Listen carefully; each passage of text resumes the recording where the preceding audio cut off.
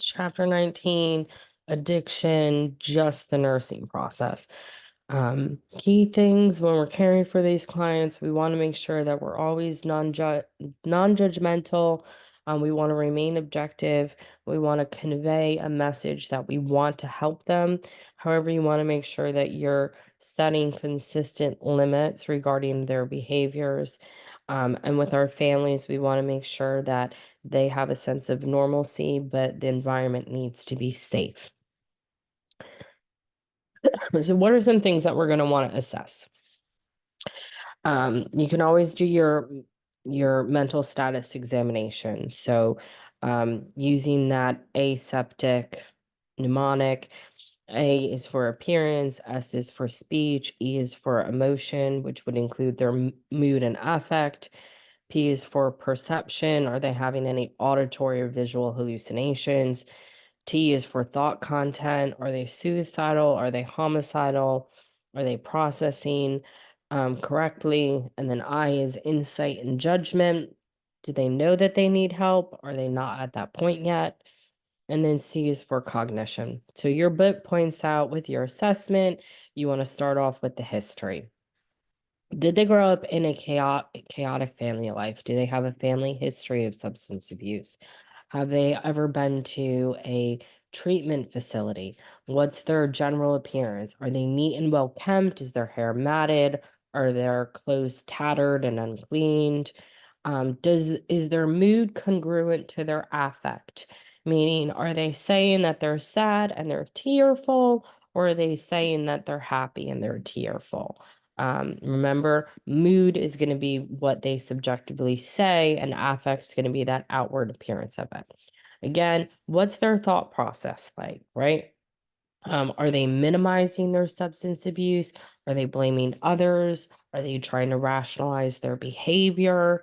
They may believe that they could quit on their own if they wanted to, which means that they might deny or minimize their problem.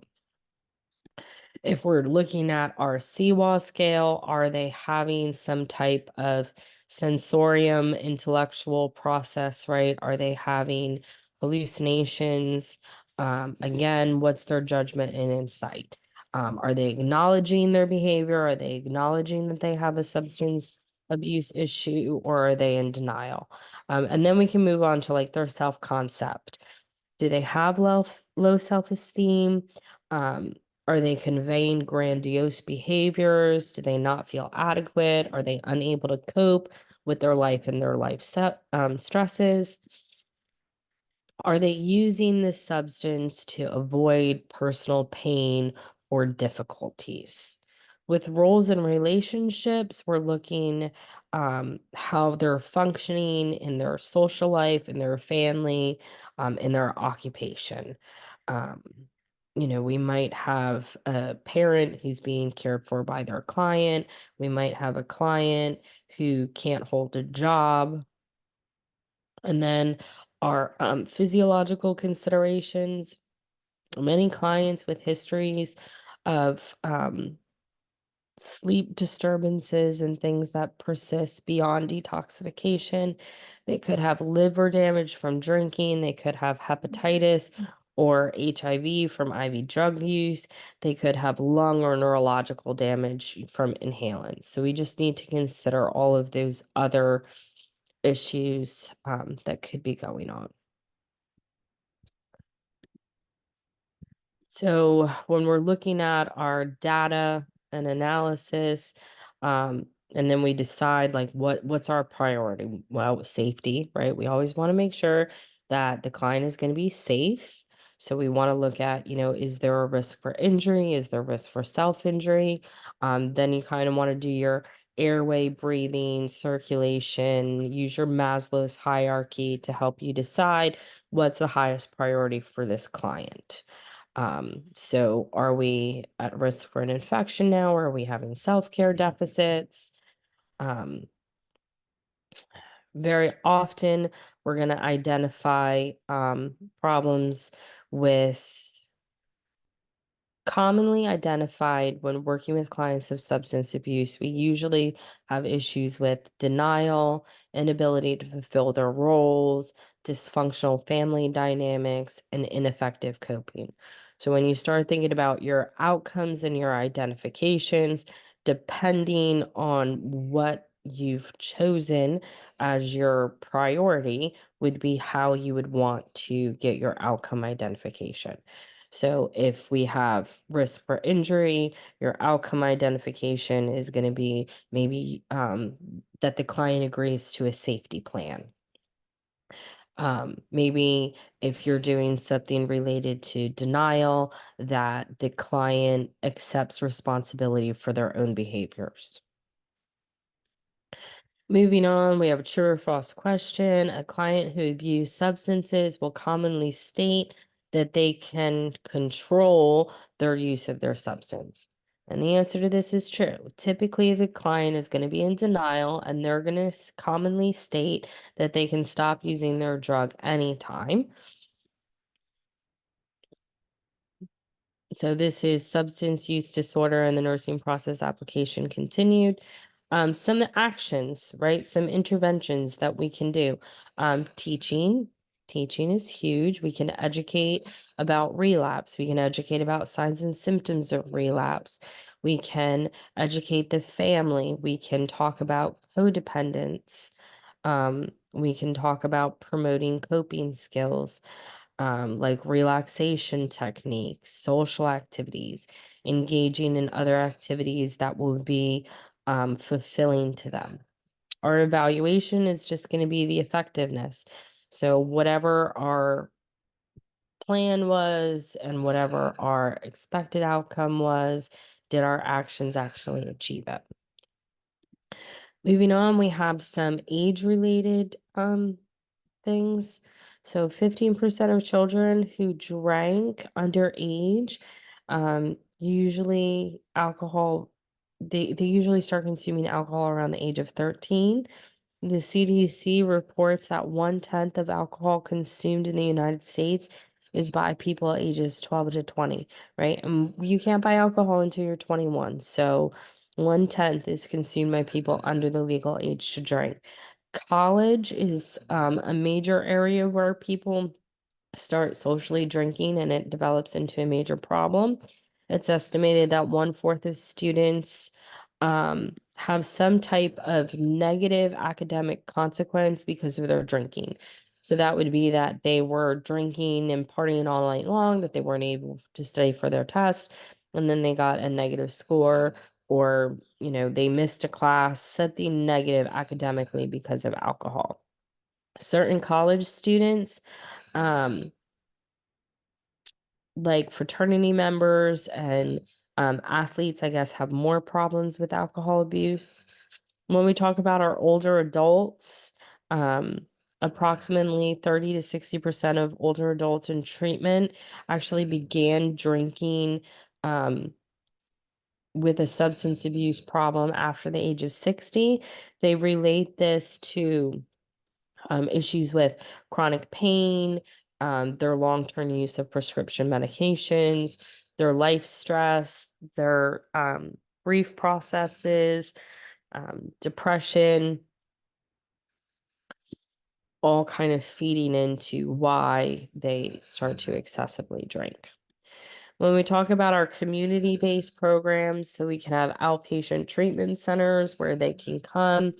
There's Suboxone programs, there's methadone clinics. So we have freestanding substance abuse treatment facilities. We have AA programs, which, you can go to a live program, you can do Zoom programs, they're all free. They're typically done by a peer support system, meaning that they're led by somebody who's gone through the program. We might have individual counseling where, it's one-on-one. We can have family counseling where the whole family's included. That can sometimes help identify some codependence issues, as well as some role issues. Mental health promotion. Public awareness is very big right now. If you watch TV or read a magazine, you're usually going to see some type of advertisement that's targeted to the promotion to drink responsibly, to not do drugs. Um, there's college programs that help with preventing drinking. We try to do early identification. Um,